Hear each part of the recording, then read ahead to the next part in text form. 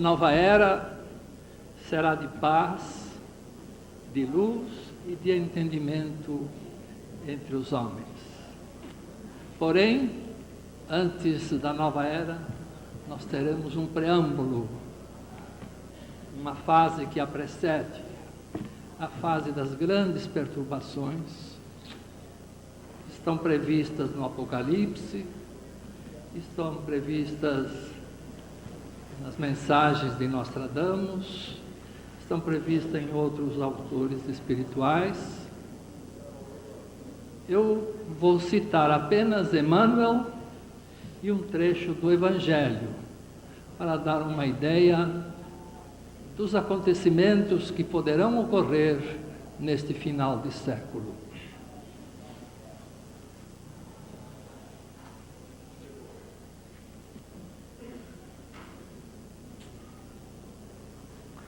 No livro A Caminho da Luz, de Emmanuel, psicografado por Francisco Cândido Xavier, a página 196, sétimo parágrafo, Emmanuel diz o seguinte: vive-se agora na terra um crepúsculo, ao qual sucederá profunda noite, e ao século XX compete a missão do desfecho desses acontecimentos espantosos.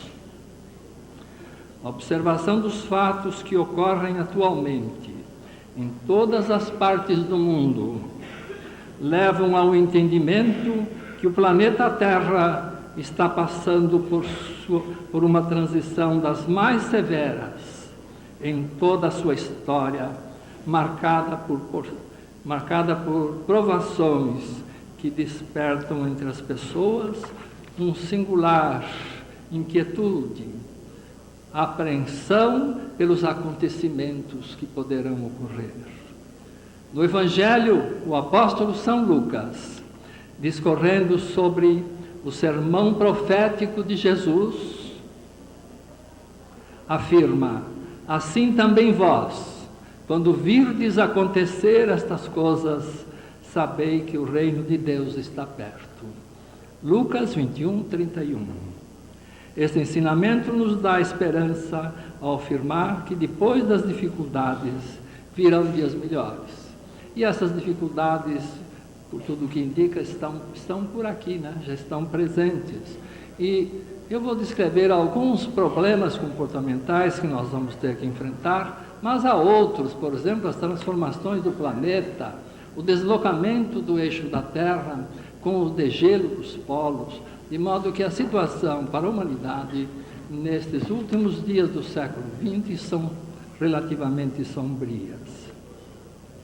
E o próprio Emmanuel, baseando-se na análise dos acontecimentos que poderão ocorrer, afirma no mesmo livro citado, página 197, segundo parágrafo, ele diz que após momentos difíceis, dias melhores virão. Sim, porque depois da treva surgirá uma nova aurora. Luzes consoladoras envolverão todo o orbe regenerado no batismo do sofrimento. O homem espiritual estará unido ao homem material, ao homem físico, para sua marcha gloriosa no ilimitado. Então ele prevê que a humanidade espiritual se unirá aos seres encarnados, aos homens encarnados. O que vale a dizer que a nova era terá uma nova humanidade. Os seres humanos e os espirituais caminharão juntos para a implantação do reino de Deus entre todas as criaturas, o que se fará pela conversão íntima de cada um. Pois o reino de Deus não virá sob a forma de uma instituição para que se possa dizer, ei-lo aqui ou ei-lo ali, porque eis que o reino de Deus está entre nós. Lucas 17, 21. A idêntica mensagem encontra-se no apóstolo dos gentios, quando diz na sua epístola aos Romanos, porque o reino de Deus não é comida nem bebida, mas justiça e paz e alegria no Espírito Santo. Romanos 14, 17. A situação atual é de transição e exige dos habitantes da terra a necessidade de enfrentar dificuldades que já se vislumbram nos horizontes dos acontecimentos, acometendo as pessoas, individual e coletivamente. São ocorrências que se acompanham frequentemente de agressividade e de violência, levando ao sofrimento, à dor e ao desespero. A maioria das pessoas já reconhece que o planeta Terra vive uma época de dissolução dos valores morais. Diluem-se por toda parte os vínculos de solidariedade humana e as bases intrínsecas para a vivência pacífica entre as criaturas. Assediados pela força da propaganda insidiosa, os seres humanos são induzidos à procura de bens materiais e se tornam incapazes de distinguir o bem do mal e o respeito pela dignidade dos seus semelhantes.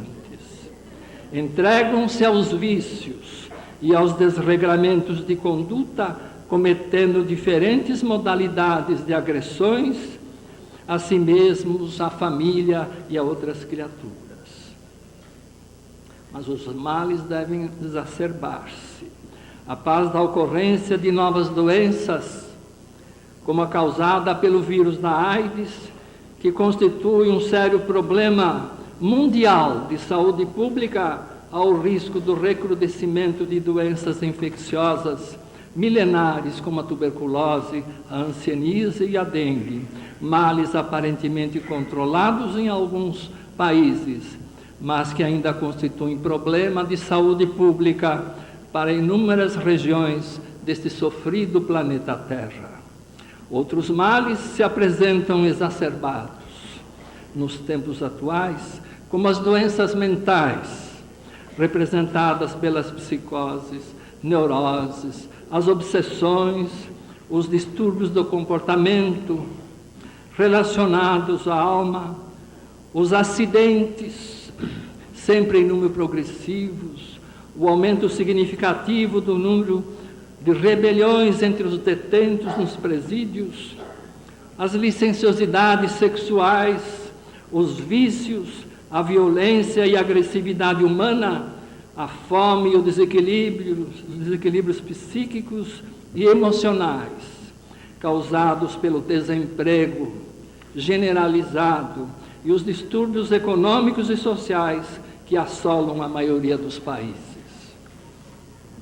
Os aglomerados humanos que se identificam nas grandes cidades vão se tornando paulatinamente desajustados e agressivos, dificultando a vivência pacífica, envolvendo-se os seus integrantes em processos de desvirtuamento moral e desvios do comportamento que se distanciam do procedimento reto que deve caracterizá-los como criaturas humanas.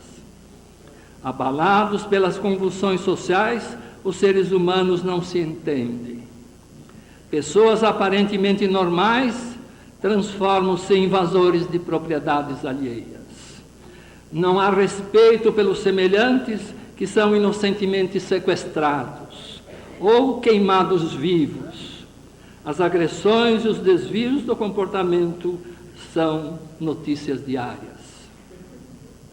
São males para os quais a medicina deve estar preparada para aliviar o sofrimento das pessoas que, em número progressivamente maiores, procuram a sua ajuda, almejando encontrar solução para os seus problemas. Haverá um novo rumo para a medicina? Como não poderia deixar de acontecer, as questões relacionadas à medicina passam igualmente por transformações muito importantes. Não obstante o seu elevado progresso tecnológico e científico, a medicina ainda não alcançou de maneira clara o reconhecimento da alma como constituinte do ser humano, responsável pelas ações psíquicas e emocionais que caracterizam o seu comportamento. Tratar um doente abordando simplesmente o seu corpo físico constitui um equívoco, visto que o ser humano é formado de corpo e alma. Ambos os constituintes participam ativamente na formação da criatura humana, e se há distúrbios do corpo físico, outros existem inerentes à alma. Os males vinculados ao corpo têm sua história relacionada à existência atual, e os inerentes à alma apresentam muitas vezes relações com ações ocorridas na própria vida atual ou em vidas anteriores, que podem ser responsáveis por males que se manifestam física ou psiquicamente na presente existência. A prática da medicina deverá encontrar novos caminhos para alcançar um modelo condizente ao exercício profissional, fundamentado no conhecimento da alma e no conceito segundo o qual as ações médicas devem ser realizadas sob a égide do amor fraterno. A característica mais importante que deverá pautar as ações médicas no alvorecer da nova era será, portanto, sua conotação essencialmente espiritual, o seu interesse fraterno pelos que sofrem, abrangendo todas as ações médicas desde o primeiro contato com o doente e durante todo o procedimento da orientação instituída. Os doentes são almas viventes, passando por dificuldades, e pelas suas necessidades, pelas dores e sofrimentos físicos ou psíquicos que apresentam, espero encontrar nos profissionais da saúde a atenção que necessitam, o atendimento eficaz, cuja tônica de relacionamento deverá ser o amor fraterno. Ações econômicas e a medicina. Considerando que as atividades médicas em geral estão vinculadas ao poder econômico, é oportuno lembrar as palavras de Emmanuel no livro Emmanuel, página 127, primeiro parágrafo, quando diz: a medicina do futuro terá de ser eminentemente espiritual, posição difícil de ser atualmente alcançada em razão da febre maldita do ouro. Mas os apóstolos dessas realidades grandiosas não tardarão a surgir nos horizontes acadêmicos do mundo, testemunhando um novo ciclo evolutivo da humanidade. O estado precário da saúde dos homens nos dias que passam tem o seu antecedente na longa série de abusos individuais e coletivos das criaturas desviadas da lei sábia e justa da natureza.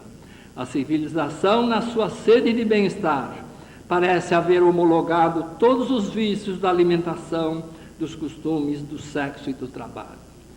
Essa mensagem de Emmanuel, psicografada por Francisco Cano Xavier, é uma mensagem extraordinária que nos mostra o caminho para a nossa medicina do terceiro milênio.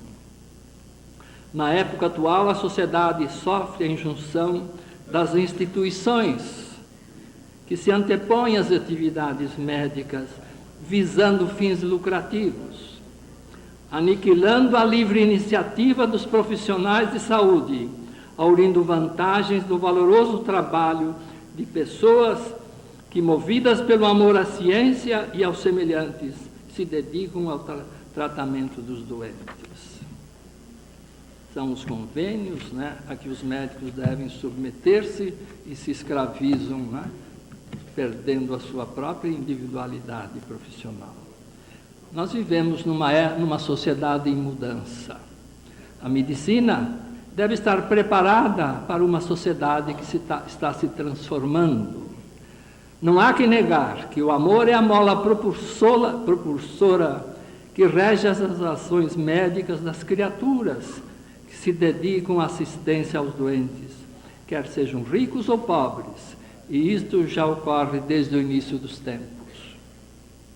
Contudo, uma nova consciência deve reger os destinos da medicina. Algo que podemos conceber e que desponta como realidade tangente, resultante de uma transformação cultural que deverá ocorrer na era do espírito que se aproxima, baseada na atuação do pensamento como agente vivificador de todas as ações da vida humana. Pela atuação da ciência e da espiritualidade, resplandece um novo horizonte na vida de cada um. E o pensamento realiza um salto quântico para a medicina do terceiro milênio, engrandecendo as criaturas humanas. Nada pode manter-se estagnado no universo. A vida pede renovação constante em todos os setores de suas realizações. As pessoas necessitam que lhes cheguem, sob a égide do amor, os mananciais inesgotáveis da renovação nos diferentes campos de suas atividades. As realizações espirituais levam ao reconhecimento da alma e de sua importância na vida dos seres humanos. A prática da medicina deverá encontrar novos caminhos para alcançar um paradigma condizente ao exercício profissional, fundamentado no conhecimento da alma e de sua importância na vida humana. As ações médicas devem considerar o doente além do seu corpo físico e de sua mente, alcançando a grandeza do seu eu interior.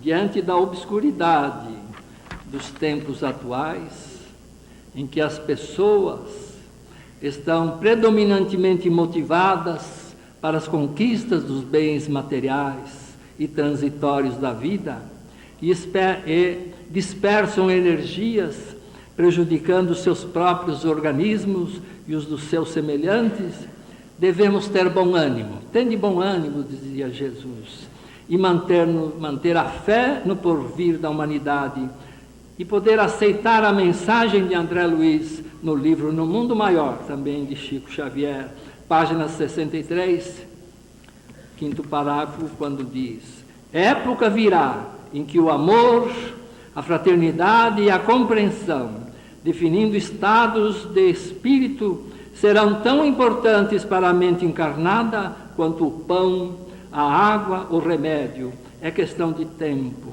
Lícito é esperar sempre o bem, com o estímulo divino. A mente humana, de maneira geral, ascende para o conhecimento superior, apesar de por vezes parecer o contrário. São estados previstos de um reino de amor e de paz e de harmonia entre os homens. É o reino de Deus que todos nós aguardamos. Mas para enfrentar as dificuldades atuais, nós temos os recursos espirituais. Os seres humanos perplexos neste final de século, torturados por doenças graves e problemas desconcertantes, vão enfrentando situações cada vez mais difíceis, para as quais necessitam familiarizar-se com os recursos espirituais que ele pode dispor, como o pensamento positivo, nunca se entregar a certas dificuldades. A prece é a nossa companheira diária, a nossa maneira de conversar com Deus. E a prática do bem, que causam tão bem às pessoas, e encontrar condições para minorar os males e sofrimentos que os atormentam. Seria útil se todas as criaturas pudessem reconhecer que o sofrimento é resultante de possíveis agressões efetuadas a si mesmas ou aos seus semelhantes, nesta vida ou em vidas passadas. Todo bem ou mal que a pessoa faz fica registrado no livro da vida, no perispírito ou corpo espiritual de cada um, e será responsável pelas alegrias ou pelo sofrimento que pode ocorrer na presente existência ou em vidas futuras. Da sentença, amarás o teu próximo como a ti mesmo, em Mateus 22, 39, brotam duas vertentes praticamente inesgotáveis: a de ações, uma de amor ao próximo e outra de amor a si mesmo.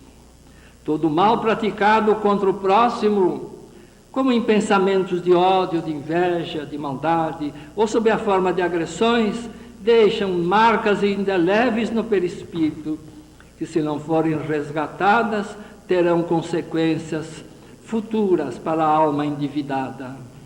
A curto prazo, causam males que atuam na esfera psíquica e se propagam através do sistema nervoso, alcançando diferentes órgãos, constituindo carga insidiosa que predispõe o organismo ao sofrimento e a doenças.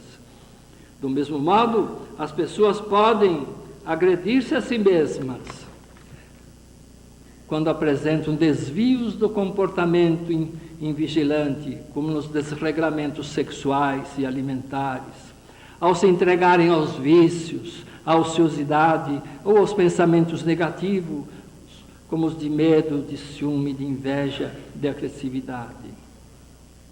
André Luiz nos envia uma imagem constrangedora da situação mental das criaturas, tanto encarnadas como desencarnadas, no livro No Mundo Maior, ainda página 128, terceiro parágrafo, quando afirma: há milhões de seres humanos, encarnados e desencarnados, de mente fixa na região menos elevada dos impulsos inferiores, absorvidos pelas paixões instintivas, pelos remanescentes do pretérito envelhecido, presos aos reflexos condicionados das comoções perturbadoras a que inermes se entregaram. Esse quadro desolador reflete a situação epidemiológica dos distúrbios da alma, tanto entre os seres humanos como entre os seres espirituais, revelando a necessidade de serem efetuados movimentos para a elevação espiritual da humanidade, ações que terão a dupla finalidade de diminuir o sofrimento dos seres humanos e de não acarretar sobrecarga de almas penadas que continuamente retornam à pátria espiritual. Em conclusão, nós podemos dizer que a medicina, no alvorecer da nova era, irá contar com seu extraordinário progresso tecnológico e científico e terá alcançado igualmente um ponto elevado de sua evolução milenar. Terá reconhecido ainda que a conquista mais importante para a realização dos seus desígnios na Terra deve basear-se no preparo dos profissionais da saúde para realizar o atendimento dos doentes com elevado espírito de solidariedade humana.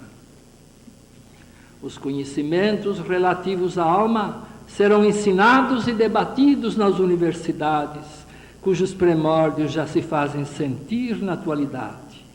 Sendo a alma uma realidade científica de natureza energética, será reconhecida como responsável pela elaboração do pensamento, e de outros atributos psíquicos da personalidade, sendo também responsável por um grande número de males que acometem os seres humanos.